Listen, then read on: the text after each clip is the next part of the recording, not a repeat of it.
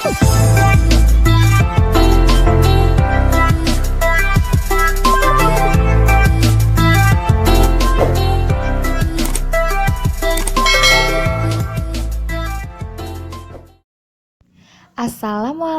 warahmatullahi wabarakatuh. Hari ini kita akan belajar tema 3, subtema 3, pembelajaran yang kedua. Mari kita langsung saja ke materinya. Pernahkah kamu mencicipi es krim? Pasti pernah ya anak-anak. Rasa es krim bermacam-macam. Es krim terasa segar jika dinikmati di siang hari yang panas. Cara membuatnya, siapkan alat dan bahan. Yang pertama, 2 buah kantong plastik dengan perekat. 1 berukuran besar dan 1 lagi berukuran sedang. Yang kedua, siapkan handuk kecil atau sarung tangan. Yang ketiga, siapkan 300 ml krim segar atau susu atau bisa juga dengan santan. Kemudian yang keempat, siapkan 2 sendok makan garam batu. Kemudian siapkan 2 mangkuk es batu berbentuk dadu. Langkah-langkahnya, masukkan potongan es batu dan garam ke dalam kantong plastik besar. Kocok sebentar agar es batu dan garam tercampur. Lalu masukkan kantong plastik sedang yang berisi susu atau santan ke dalam kantong plastik besar yang berisi es batu dan garam. Kemudian tutup dengan rapat perekatnya pada plastik besar. Lalu, kocok dan pijat-pijat kantong plastik tersebut selama 10 menit. Gunakan handuk atau sarung tangan agar tidak terlalu dingin ketika disentuh.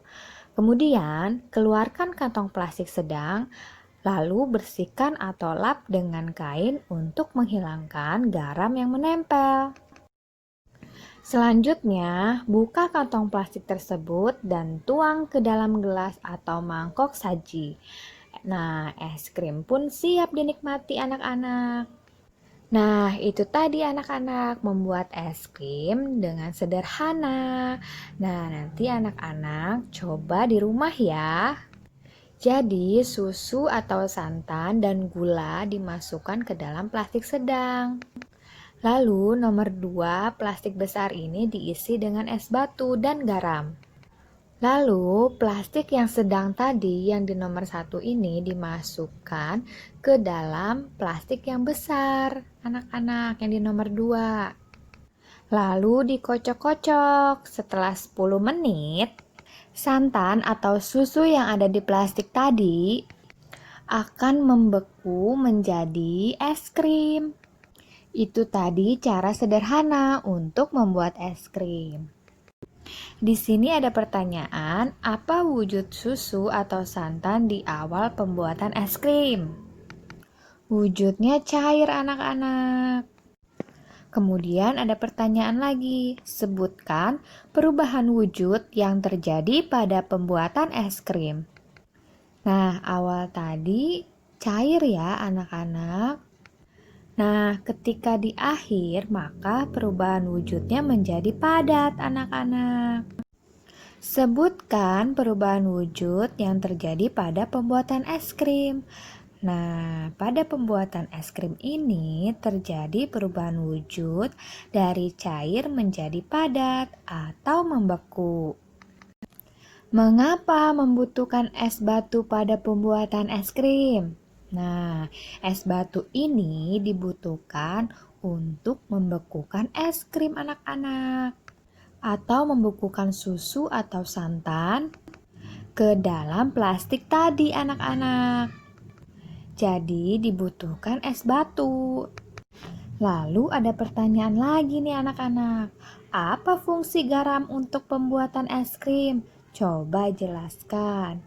Nah, anak-anak, garam berfungsi menurunkan suhu es. Es yang suhunya telah turun kemudian akan menyerap banyak kalor dari adonan es krim sehingga adonan es krim dapat membeku.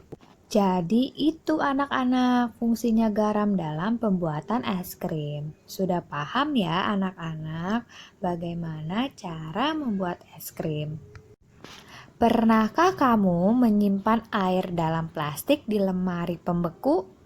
Apa yang akan terjadi dalam beberapa jam? Tentunya air akan berubah menjadi es, bukan? Nah, meskipun kamu membuka ikatan plastik itu, ternyata es tidak akan tumpah.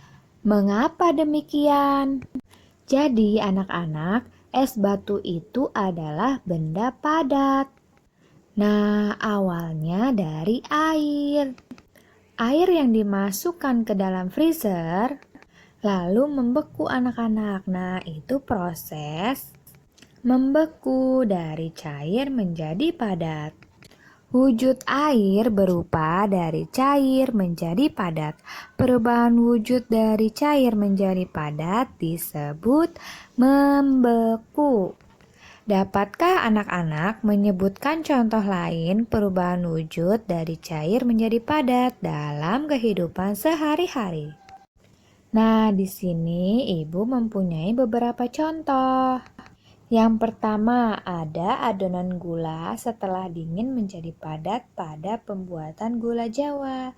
Nah, di sini tadinya cair, lalu lama-kelamaan akan menjadi padat.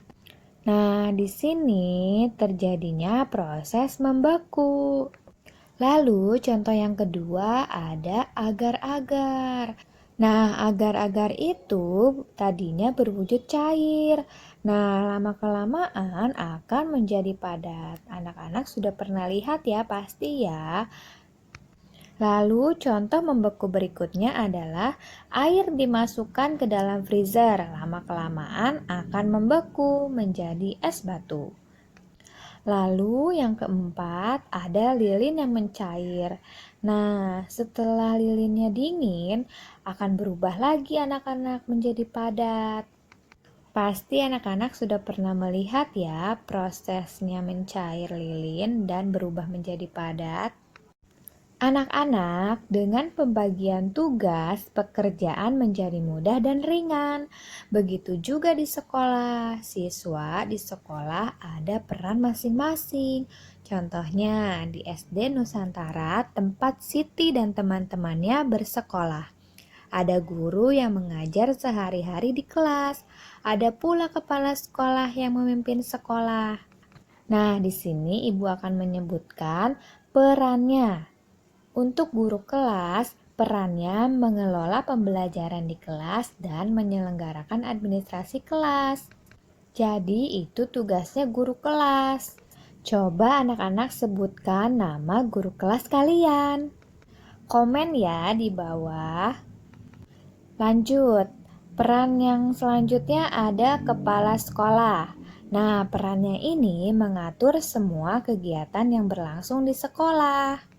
Siapa ayo nama kepala sekolah kalian? Komen ya di bawah. Lalu di sekolah juga ada penjaga sekolah. Nah, perannya ini melaksanakan tugas pengamanan sekolah dan memelihara dan menjaga barang-barang milik sekolah. Lalu ada peran petugas perpustakaan. Nah, perannya ini mengurus pelayanan perpustakaan, membuat peraturan di perpustakaan, membuat perencanaan untuk mengadakan buku. Selanjutnya ada peran petugas tata usaha sekolah. Nah, perannya ini mengurus kegiatan tata usaha dan administrasi kegiatan di sekolah. Kemudian ada peran guru penjas. Nah, perannya ini mengelola pembelajaran pendidikan jasmani di sekolah. Coba anak-anak sebutkan siapa nama guru kalian, kepala sekolahnya siapa, guru penjasnya siapa, penjaga sekolahnya siapa. Komen ya di bawah. Mengapa perlu ada perbedaan peran di sekolah? Apa yang terjadi bila di sekolah hanya ada kepala sekolah saja? Bagaimana bila tanpa ada bagian yang lainnya? Tentunya tidak akan berjalan ya anak-anak jika hanya ada kepala sekolahnya saja. Perbedaan peran di sekolah sangat penting karena perbedaan peran di sekolah akan memudahkan dalam pelaksanaan tugas masing-masing di sekolah. Jika hanya ada kepala sekolahnya saja, maka kegiatan belajar mengajar tidak bisa berjalan dengan lancar. Jika hanya ada guru saja, tentu tidak ada yang mengatur seluruh kegiatan di sekolah. Dengan adanya perbedaan peran, setiap orang memiliki perannya yang sesuai dengan kemampuan mereka dan bisa saling melengkapi dengan peran yang lainnya. Begitu anak-anak. Pembagian peran dapat juga dilakukan saat bermain nih anak-anak, seperti bermain sepak bola. Saat bermain sepak bola, ada yang berperan sebagai penjaga gawang, ada yang sebagai penyerang, dan ada sebagai pemain belakang. Ada juga yang berperan sebagai kapten. Nah, semuanya harus saling bekerja sama. Mengapa? Karena untuk menghasilkan permainan yang terbaik, bermain sepak bola sangat menyenangkan. Mari kita pelajari teknik menendang bola. Sebelum bermain, lakukan pemanasan dengan membentuk lingkaran. Nah, jika guru memberi aba-aba mencair, maka kamu harus berlari. Jika guru memberi aba-aba membeku, maka kamu harus segera berhenti di posisi terakhir kamu. Nah, hal ini seolah-olah membeku dan tidak boleh bergerak. Anak yang bergerak saat membeku akan dikeluarkan dari barisan. Setelah itu, berlatihlah menendang bola ke tujuan tertentu. Tendanglah bola ke tujuan yang ditentukan. Contohnya, menendang ke arah gawang anak-anak. Nah, anak-anak bisa berlatih dengan teman-teman kalian. Buatlah dua kelompok dan berbarislah saling berhadapan. Tiap-tiap kelompok secara bergantian menendang dan menangkap bola.